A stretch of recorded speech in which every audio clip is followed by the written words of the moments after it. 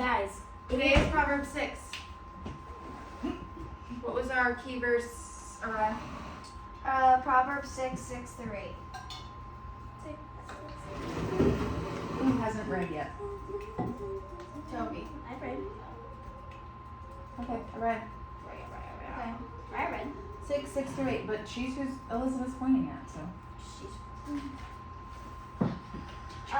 Take a lesson from the ants, you lazy bones. Learn from their ways and become wise. Though they have no prince or governor or ruler, they make them work. They labor hard all summer, gathering food for the winter. Can I tell you what mine says? Sure. Mine says, go to the ant, you sluggard. Consider its ways and be wise. It has no commander, no overseer or ruler. Because, and for the questions, Nope, we're not doing that yet. You didn't finish, and it says, yet it stores its provisions. that's not what mine said. That's what mine said. And you guys have the same Bible. So you didn't, you wrote 6-8, not 6 through. You wrote 6-7, not 6-8. No, I wrote 6 or 8. No, you didn't. What is your last one? Mine said, go to the ant, you sluggard. Consider its ways and be wise. It has no commander, no overseer, or ruler. Because they're, She prepares her bread in summer and gathers her food in harvest. So you are missing 8. So you do after 8 too? You go through 8. So when it says write 6 through 8, that means you write 6, 7, and 8. It's okay. Let's look at that word sluggard. What do you guys think sluggard means? Slowpoke. Lazy bones. Slowpoke. Lazy bones. Because me and Toby says lazy bones, but they're Very saying slugger. slow and lazy. Okay, so here's a really good point. You and Toby both have NLTs, New Living Translations. Your version is thought for thought. So it is trying to communicate in a way that the thought or the overall idea of your verse in words that are understandable. What does NIV stand for? New Living Translation. No, that's NLT. NIV is New International Version. Well, that's what because What's we have theirs? NIV. You have NI. It says NIV. They have NIVs. Okay, so yeah, no. Look at it again. NIV. NIV. R. Since we have NLTs. They have NIV-Rs, right? There's an R after it? No. There's a square up there. There's a squirrel. Did you say okay. squirrel? Maybe we have ESVs. They are NIV. Mine's Okay, living so New you Living guys Translation have too. the same, huh? Mine's New Living Translation. You and Ariah have NLTs. They have NIVs. They have NIVs. So many V's. You have a KJ. New International Version. I have the ESV. ESV. What I is want an ESV? ESV. There's a lot of V's. That's what I want for everything. The ESV is the English Standard Version. So the English Standard Version is considered a word-for-word translation. So the closest thing that fits the thought is what they translated from. So that word, you got lazy bones, we got sluggard. Slothful, sluggard. Sluggish, lazy. Like a sloth. Indolent, slothful, sluggard. It's an adjective to describe someone as an absolute or always lazy. Condon.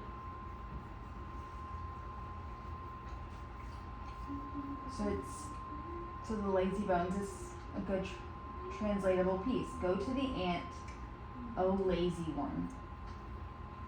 So who is it talking to? Someone who's lazy, right? What does it mean to be lazy? To Not do be things. tired and use that as an excuse to not do things. Lazy is to be on a couch. No, the way I think of it is when someone asks you to do a chore you don't want to and you groan and you lie on the couch. Okay. Anybody else have a definition for lazy? What does it mean to you? You just don't do. Can I look it up on I have the definition pulled up already. You're tired and you use that as an excuse to not do things. Okay, Toby? Yeah, they basically summarized it lazy. The definition of lazy is unwilling to work or use energy. Means you can, you choose not to. You're not willing.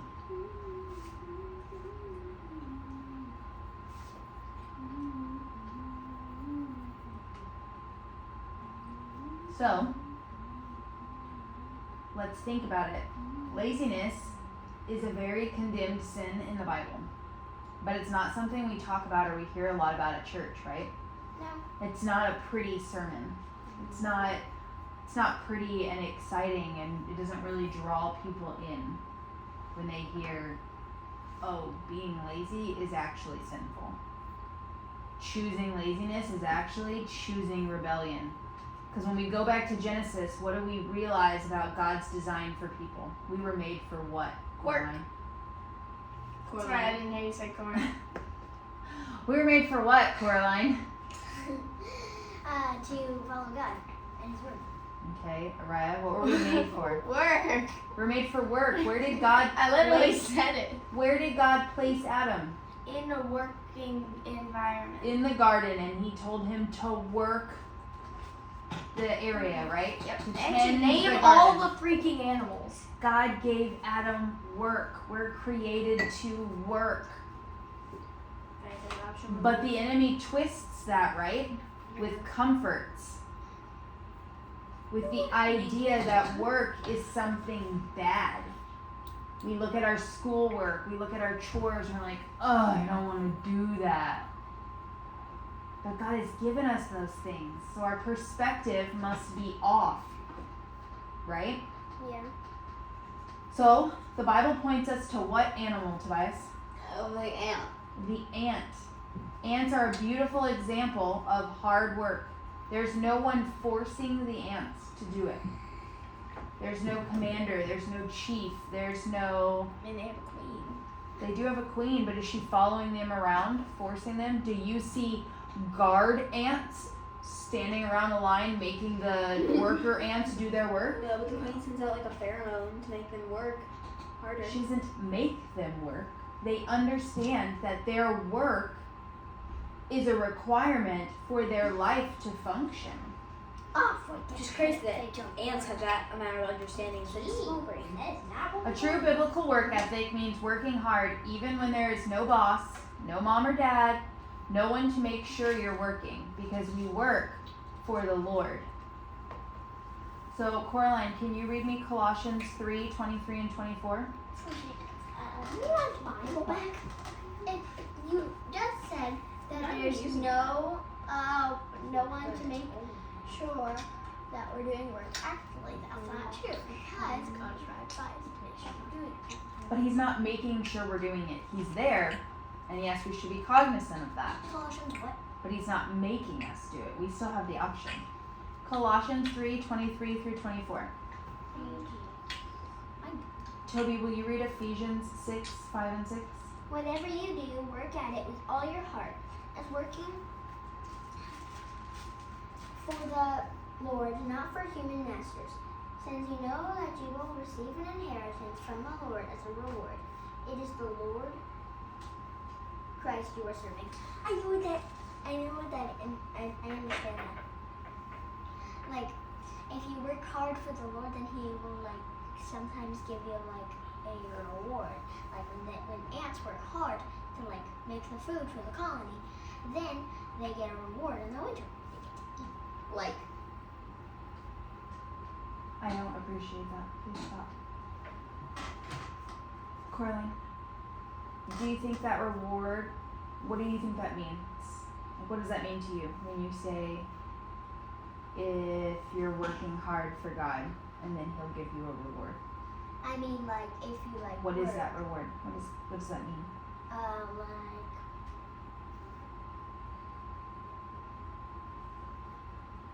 I want to understand where your brain was.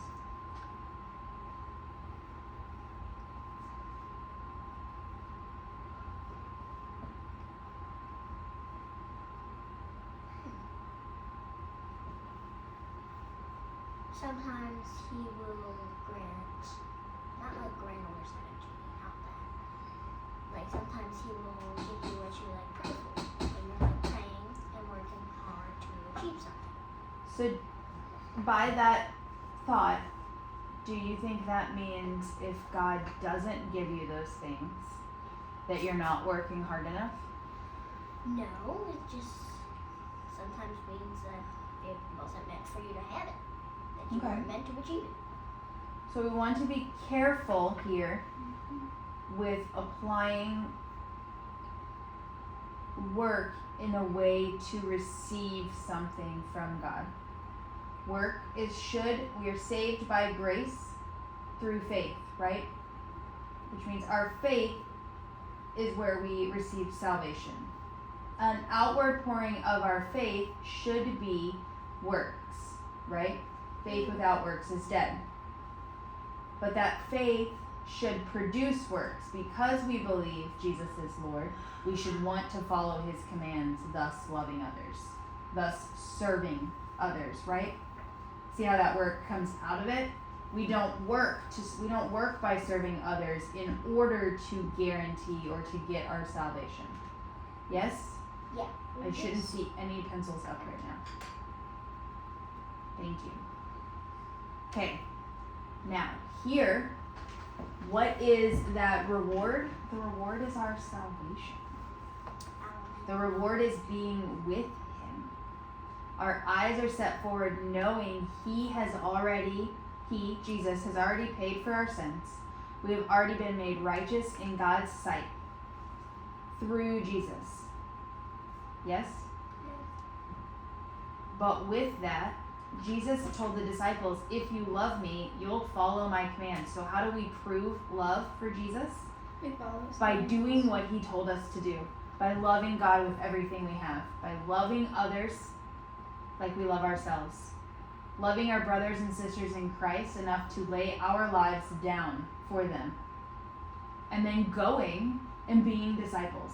Telling other people about Jesus. Does that make sense? Yeah. And that means we're not doing it so other people will like us. We're not doing it so our parents will be happy. We're doing it for God because we love God. Because this relationship is good, it pours out this way. Does that make sense? Our vertical relationship is our relationship with God.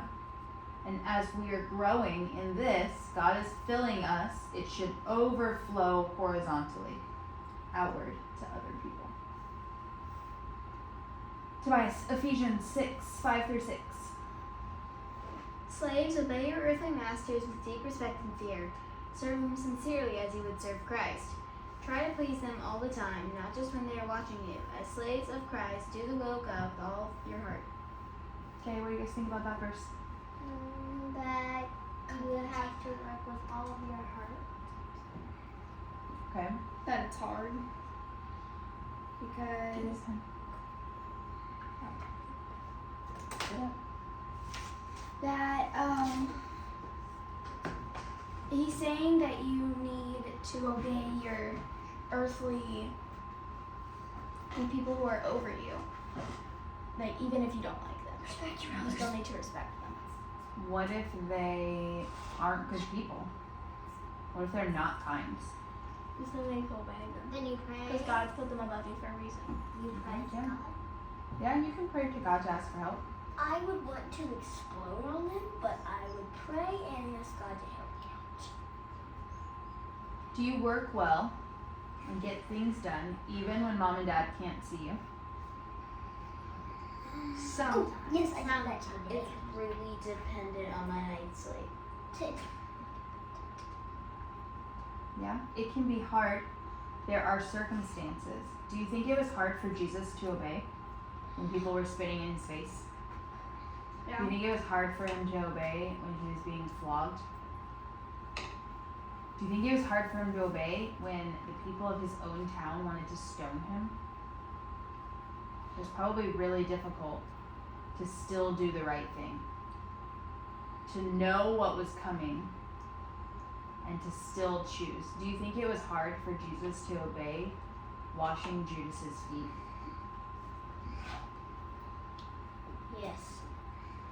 Probably, right? So do you think our circumstances are an excuse for us to choose disobedience? No. No. We can acknowledge that, yeah, it's hard. When I've had a really rough night's sleep, it is really hard for me to get up and deal with the food that needs to be made and the lesson plan that needs to be made and to keep you guys on track for your schoolwork and to get the laundry done. Because all I want to do is just lay around and be lazy. But that's not what God calls me to do. He calls me outside of my circumstances and says, this is what I've given you. He asks for my obedience. We've already talked about this. Can God always see you? Yes. So even when mom and dad can't see, He can. God can, right? So if God can always see you, do you think you should always work well to please Him? Yes. Yeah. Pleasing God should be a part of our thought process, right? We should be thinking about that in the actions we're choosing. Not just what feels good to us in the moment. Not just what entices or what we want to do. Have you ever worked really hard and felt how good it feels? Mhm. Or how it maybe saved you time later because you did it right the first time? Just like that, the ants work hard for food for winter. Our hard work is very often worth it, but we don't always recognize it before or even in the moment. Normally it's not until after that we're like, oh, think about the times that we clean the house really well before we go on a trip. And then we come back and we don't have to clean anything up. Now think about the times where we've been in a rush right before we left and the house is a mess and we come home from a trip. We're exhausted and all that. We're exhausted, we're tired, and we come home and boom, the house is still a mess. It didn't change while we were gone, right? Especially with browns. The next time you're asked to clean your room, how can you put this proverb into practice? Clean your room before so you don't have to do it later. Doing it right the first time, getting it all done so you don't have to do more later. Doing it straight and doing it with all your hard work put in, not all your hard work, but the hard work that you would use to clean your room into it, not just slacking off. What about today when we're getting schoolwork done? You should just get it done, no matter how long it takes. What about our attitude towards these things? You should never do it. Do you think it makes a difference to God how your heart is about the item if you still get it done? Yes. You don't think God cares about where your heart is in it? Oh no, I thought you said, does God care? Yeah, does He care? Yes, He does. He cares. He told the Israelites that He didn't want their sacrifices, right? He wanted their heart. He wanted this to be right first. So, do you think it pleases God when your heart posture about your chores or your schoolwork or your cleaning of your room is negative if it comes from grumbling? Yes. Yeah. You think it pleases Him? No. No. Probably not, right? Does it feel good if you ask someone to do something for you and they grumble? Oh, what's the verse? What's the verse? What was the verse? It was like Ephesians 4:39. I think it's Ephesians 4:29. I think it was close. I think it is Ephesians 4:29.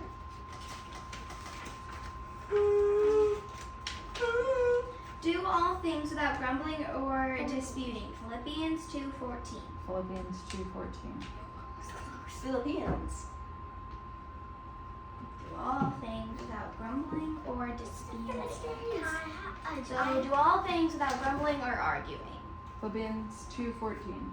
I have a question about Genesis though. Okay, 1 second. So that's without grumbling. What's the second part of that verse, Araya? Or disputing. So What is- arguing. Without arguing. So that means we're not looking for loopholes. We're not arguing to be right out of pride. So when I do the dishwasher, but it's not my turn. Nobody's not. That's not my job. I don't feed her today. Yeah, that's not good. Do you play with her? Is she still our dog? Is she still part of the family? She's really right. What if today, Elizabeth, like let's just think about that. You guys will do that with the dog. But what if mom and dad had that attitude towards feeding you guys? It's not my day to feed them. You do it. My day to feed them. That would be ridiculous, right? We wouldn't get fed because you guys Dad's at work. exactly. You guys are human lives. You're living and breathing, and you deserve care. She's living and breathing. She's a part of our family. She deserves care. It shouldn't be an argument over who feeds her. If you have the availability and are able to do it, why would you not say, hey, you know what? It's not my day, but I can do that. That reminds me. She got fed. I better. Can you fed her this morning? Thank you. So think about that. How can you respond to the things that you are asked to do this week in a way that is pleasing to God? That is like the ants. Not just when you're asked to do the things, but the ants aren't asked to collect food. The ants aren't asked to dig the tunnels for their homes. They do the hard work because it is ingrained in them as a need for the survival of their colony. So what things could you choose to be helpful with? Could you choose to place hard work in that are necessary for the thriving of our home, of our family? When we realize that we're working for God and not for people, it makes us see things differently. The cleaning of your room, you're doing it for God. The chores, you're doing it to show love and obedience to God. Doing your schoolwork to the best of your ability and not halfway or with light effort. You're not doing it for mom. You're not doing it for your grade. You're doing it for God. And while you might be able to say, well, I did my best, God knows whether or not you truly did. And so he knows whether or not that statement is a lie. So even if mom or dad can't tell, God does know. And would he be approving of the statement that you make? All right, will you press out? Dear God, thank you for letting us have this Proverb study.